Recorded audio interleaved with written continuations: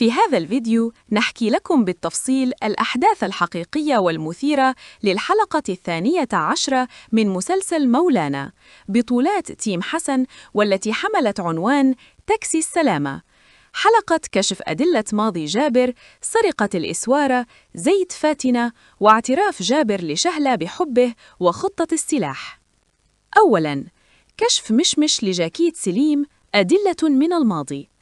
تبدأ الحلقة 12 باكتشاف خطير من مشمش وسيم قزق. يجد داخل الجاكيت الذي أعطته له شهلة موبايل وكرت تاكسي السلامة. يتبين أن الجاكيت يعود لسليم الحقيقي، وأن جابر استولى عليه سابقاً.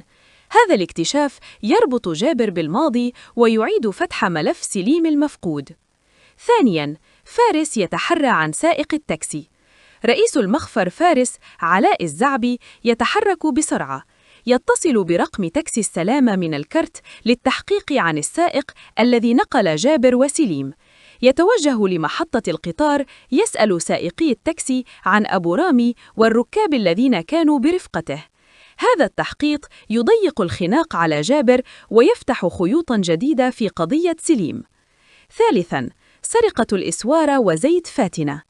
في خط موازن تتحرك فاتنة، ترسل العسكري أسامة لأخذ زيت من مولانا، لكن أبو النور عبد الله شيخ خميس ومنير كرم شنان يرفضان.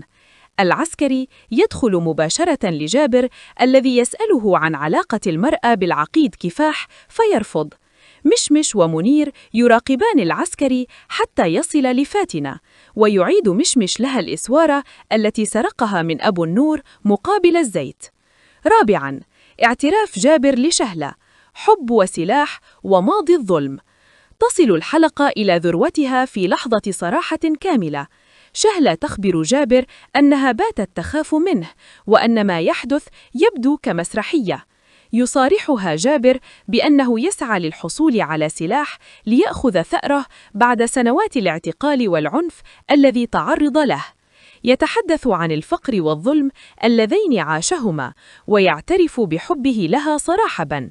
تؤكد شهلة أنها تورطت معه ولم تعد قادرة على الابتعاد، في اعتراف متبادل يغير ديناميكية علاقتهما. المشهد الختامي، تساؤلات تاكسي السلامة. تنتهي الحلقة مع تساؤلات مفتوحة. كرت تاكسي السلامة يثير تساؤلات حول ماضي جابر وسليم. خطة السلاح تبدأ تتشكل، بينما حب شهلة وجابر يصبح واضحاً. فارس يقترب أكثر من الحقيقة، وفاتنة تكشف علاقتها بالعقيد. لو أعجبك هذا الملخص الدقيق، لا تنسى اللايك والاشتراك ليصلك ملخص الحلقة 13 فور عرضها.